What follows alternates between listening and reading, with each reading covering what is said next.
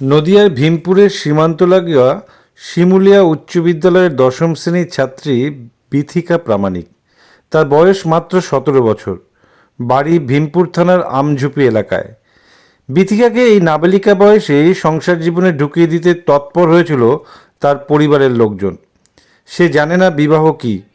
বিথিকা পড়াশোনায় খুব একটা ভালো না হলেও বিদ্যালয়ের পঠন পাঠনের দিকে তার নজর ছিল। ক্লাসের শিক্ষক শিক্ষিকাদের কাছে জানতে পেরেছিলেন অল্প বয়সে বিয়ে করলে তাদের কি কি ক্ষতি হতে পারে। প্রতিবাদস্বরূপ নিজের বিয়েটা মেনে নিতে পারেনি সে। শেষ পর্যন্ত পরিবারের বিরুদ্ধে রুখে দাঁড়ায়। নিজের হাতেই নিজের বিয়ে ভেঙে বীরত্বের নজির গড়ে। প্রতিবাদী সেই ছাত্রীর লড়াইকে কুর্নিশ জানিয়েছে রাজ্য সরকার। সরকারের পক্ষ থেকে উজ্জ্বল কন্যাশ্রী সম্মানে ভূষিত করা হয়েছে শিমুলিয়া উচ্চ বিদ্যালয়ের এই প্রতিবাদী ছাত্রীকে। কলকাতার রবীন্দ্র ভবনে 14ই আগস্ট 2024 সালে 11তম কন্যাশ্রী দিবস উপলক্ষে পশ্চিমবঙ্গ সরকারের অনুষ্ঠানে শিক্ষামন্ত্রী ব্রাত্য বসু এই সম্মান তাকে দেন। সেই সঙ্গে উপহারস্বরূপ তাকে 5,000 টাকাও দেওয়া হয়। আগামী দিনে নাবালিকা বিবাহের বিরুদ্ধে নিরন্তর লড়াই চালিয়ে যাওয়ার জন্য তাকে জেদ বাড়িয়ে দেয় এই পুরস্কার। স্থানীয় সূত্রে জানতে পারা যায়, পরিবারের আর্থিক অবস্থা খুব একটা ভালো নয়। তার বাবা রাজু প্রামাণিক শিমুলিয়া বাজারের একটি সেলুনে কাজ করেন। 3 মেয়ে ও স্ত্রীকে নিয়ে কোনো রকমের সংসার চালান। অসময়ে মেয়েকে বিয়ে দেওয়ার সিদ্ধান্তের বড় কারণই হলো এই আর্থিক দুরবস্থা। সেপ্টেম্বর মাসেই বিথিকার বিয়ে হওয়ার কথা ছিল। প্রথম দিকে বাড়িতে প্রকাশ্যে আপত্তি জানাতে পারেনি সে। স্কুলে গিয়ে বান্ধবীদের ব্যাপারটা জানায় এবং কান্নাকাটি করে। বিথিকার বান্ধবীরা স্কুলের শিক্ষিকা মুক্তি মণ্ডলকে সমস্ত ঘটনা জানায়। ছাত্রীদের মুখে সমস্ত কথা শুনে তার পাশে দাঁড়ানোর সিদ্ধান্ত নেন শিক্ষিকা। এরপরে বিদ্যালয়ের শিক্ষিকারা এবং ছাত্রীরা দলবদ্ধভাবে বিথিকার বাড়িতে গিয়ে তার বাবা মাকে বিয়ে বন্ধ করার অনুরোধ করেন। বাবা মাও শিক্ষিকাদের ডাকে সাড়া দেন এবং অঙ্গীকার করেন নাবালিকা অবস্থায় মেয়ের বিয়ে দেবেন না। বাবা মার এই সমস্ত বয়ান মোবাইলে রেকর্ডিং করে স্কুলের শিক্ষিকারা প্রধান শিক্ষককে জমা দেন। এরপর পরিবারের লোকজন এক প্রকার বাধ্য হয়েই নাবালিকার বিয়ে বন্ধ করে দেন। বিদ্যালয়ের শিক্ষিকা মুক্তি মণ্ডল বলেন, সাধারণত কোনো নাবালিকা এসে নিজের বিয়ের আটকানোর কথা সচরাচর বলে না।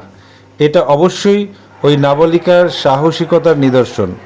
বিদ্যালয়ের পক্ষ থেকে চাপড়া ব্লকের বিডিও অফিসে এবং জেলায় সমস্ত ঘটনা লিখিত আকারে জানানো হয়, যার ফলস্বরূপ রাজ্য সরকার সাহসিকতার জন্য তাকে পুরস্কৃত করে।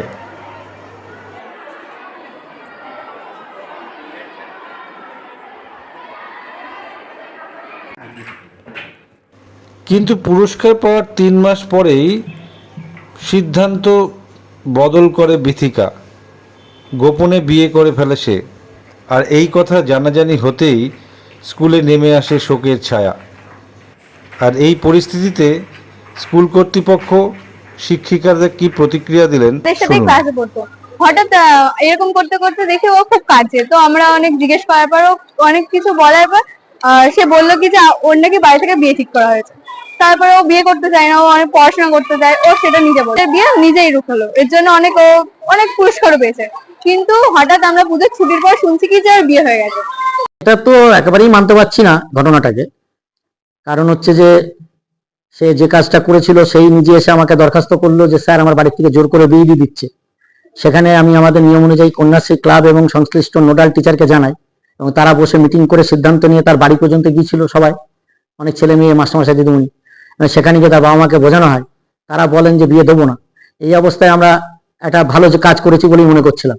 এবং তার পরবর্তীকালে আমাদের চাপড়া বিডিও অফিস এই খবর পেয়ে সেখান থেকে তাকে একটা পুরস্কারের ব্যবস্থাও করেন। নদিয়া জেলার পক্ষ থেকে সেই কন্যাশ্রীর একটা পুরস্কারও নিয়ে আসে মাননীয় শিক্ষামন্ত্রী ব্রাত্য বসুর কাছ থেকে। এটা আরো লজ্জার যে সেই মেয়েটি তার বিয়ে দিয়েই দিক আর সে নিজেই চলে যাক, তার বিয়ে হয়ে গেছে। এটা শোনার পর থেকে আমি খুবই কষ্টে আছি মানসিক। সেজন্য আমরা এখন এটা নিয়ে ভাবনা চিন্তা করছি এবং আমাদের ম্যানেজিং কমিটিতে এজেন্ডা দিয়ে এটা মিটিং করা হচ্ছে, এজেন্ডা দেওয়া হয়েছে। সেই আলোচনা হবে, আলোচনা হয়ে সেখানে যা সিদ্ধান্ত হবে ঊর্ধ্বতন কর্তৃপক্ষের সঙ্গে আলোচনা করে যা আইনগত ব্যবস্থা নেওয়া যায় সেগুলোর দিকে আমরা যেতে চাইছি। কারণ আগামী দিনে যেন কোনো মেয়ে এই ধরনের কাজে আর না এগোয়। কারণ হচ্ছে একটা মেয়ের 18 বছর বয়সের আগে বিয়ে দিলে যে ক্ষতিগুলো হয় আমরা তাদের বারবার বুঝিয়েছি, তারপরেও তার 18 বছরের আগেই বিয়ের পথে যাচ্ছে, এটা মানতে পারছি না। কারণ হচ্ছে নিন্দনীয় ব্যাপার, বুঝলেন, এর মতন আর খারাপ কিছু হয় না। আপনি কি চাচ্ছেন? আমি চাচ্ছি যে এর একটা বিচার হোক। যেহেতু ওকে এরকম একটা সাহসিকতার জন্য পুরস্কার দেওয়া হয়েছিল, সেটার জন্য সবার কাছে আমাদের স্কুলের একটা সুখ্যাতি সুনাম হয়েছিল। কিন্তু শেষে যেটা করেছে তাতে আমাদের স্কুলের সেই সম্মানটা থাকছে না। সেজন্য আমরা স্কুলের সুনামটা ফিরিয়ে নিতে চাইলে মেয়েটির উচিত সেই পুরস্কারটা ফিরিয়ে দেওয়া কোনোভাবে, কিন্তু সেটা সম্ভব কিনা আমি জানি না। আমরা বিথিকার বাড়িতে যাই, যখন শুনতে পেলাম যে ওর বাড়ি থেকে ওর অমতে বিয়ে দিচ্ছে, ও কান্নাকাটি করছিল, ওর বান্ধবীরা এসে জানালো, আমরা স্কুলের মাস্টারমশাই দিদিমণি সবাই গেলাম, ওর বাড়িতে বোঝানো হলো। ঠাকুমা বলছে না না আপনারা ভুল শুনেছেন, এরা আমরা বিয়ে দিচ্ছি না, আমরা দেবো কেন বিয়ে। হ্যাঁ, তা আমাদের স্কুলের ওই দিদিমণি মুন্নি মণ্ডল ভিডিও করে নিয়ে এসেছিল, বললো যদি বিয়ে দেন আমাদের কাছে কিন্তু প্রমাণ থাকলো, আপনাদের কিন্তু আইনে কিন্তু তখন সাজা হলে কিন্তু বলতে পারবেন না। তখন জানালো না আমরা কোনো মতেই বিয়ে দেবো না। তারপরে কিন্তু কয়েক মাস যেতে না যেতে ওই যে পুরস্কার টুরস্কার দেওয়া হলো, আমাদের সবাই খুশি, ছাত্রছাত্রীরা স্কুলে সবাই একটা সুনাম হচ্ছে।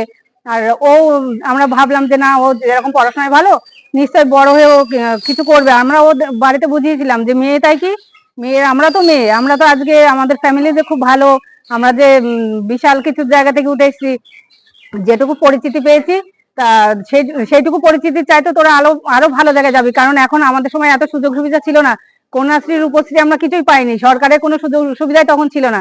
কিন্তু আজকে তোরা যে এটা পাচ্ছিস, ওদের পরিবারের লোককেও বোঝায় যে আপনার মেয়ের যদি পড়াশোনা করে স্কুল থেকেও সাহায্য করবে, অন্য দিক থেকেও সাহায্য পাবে। এখন মেয়েদের ছেলেদের চাইতে কোনো অংশে কম না, আমরা এগুলো বোঝাই। কিন্তু তারপরেও পুজোর ছুটির মধ্যে হঠাৎ দেখি যে ওর শুনলাম যে বিয়ে হয়ে গিয়েছে। তাই তাই পুরস্কার আমার মনে হয় যে ওর ফিরিয়ে দেওয়া উচিত। প্লাস হচ্ছে আমার মনে হয় যে ওর কিছু হলেও একটু হলো শিক্ষামূলক কোনো সাজা দেওয়ার দরকার, যেটা দিদি কেন বিয়ে হয়ে গেছে? ওর বাবা মা কি বিয়ে দিয়েছে ওকে? তাহলে নিজে নিজে করেছে। ও তো নাবালিকা, ওর বাবা মা চেষ্টা করেন বিয়ে আটকানোর চেষ্টা করেন, সে তো কোনো আমাদের অসুবিধাই ছিল। ও চলে গিয়েছে। ও তো পুরস্কার অনেক সরকার থেকে নিয়েছে, জানো ব্যাপারে? তুমি কি জানো বিয়েতে করা অন্যায় হয়েছে? তোমার নাম দীপিকা। দীপিকা কি? প্রামাণিক। দীপিকা কে হয়? দিদি। ও কিসে পড়তো? আমি ওই স্কুলে পড়তাম, মাস্টারমশাইরা আমাকে খুব ভালোবাসতো, সব একজনও মানে আমাকে বাবা ছাড়া ডাকতো না। কিন্তু ওই স্কুলে আমি এখন ঢুকতে আমার মানে লজ্জা, আমি কী করে যাবো এই স্কুলে। কেন লজ্জা লাগছে কেন আপনার? আমার সেই জিনিসটা মেয়ে চলে গেছে, আমার মান সম্মান। ওই মেয়েই তো আপনার বিরুদ্ধে অভিযোগ করেছিল যে আপনি নাকি জোর করে বিয়ে দিয়ে দিচ্ছেন, সেই জন্যই তো পুরস্কার পেয়েছিল। আপনি কি সত্যি জোর করে বিয়ে দিয়েছিলেন? না। তাহলে মেয়ে এরকম অভিযোগ করলো কেন আপনার বিরুদ্ধে? বান্ধবীদের সঙ্গে বলিছে যে আমার দাদু এরকম ভাবে একটা ছেড়ে দেখেছিল, তা দিয়ে ওরা আবার যুক্তি করেছে তাহলে তুই এখানে বল যে এই জায়গায় লেখ, এইভাবে করেছিল। তারপরে পালালো কেন?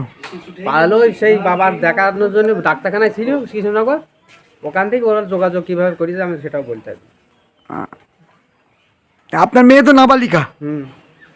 এই 17 বছর পর তোমার সন্তান হয়েছে। তাহলে ও যে পুরস্কার পেয়েছে এই আপনার এই কাজের জন্য বিয়ে আটকেই তো পুরস্কারটা পেয়েছিল। হ্যাঁ, তাহলে এখন তো সে বিয়ে করে ফেলেছে, কি বলবেন? কি বলবো আমি, তাহলে কি পুরস্কার ফিরিয়ে দেওয়া উচিত? পরীক্ষা দিয়ে দেওয়া উচিত। আপনার নাম? দাদু পালন।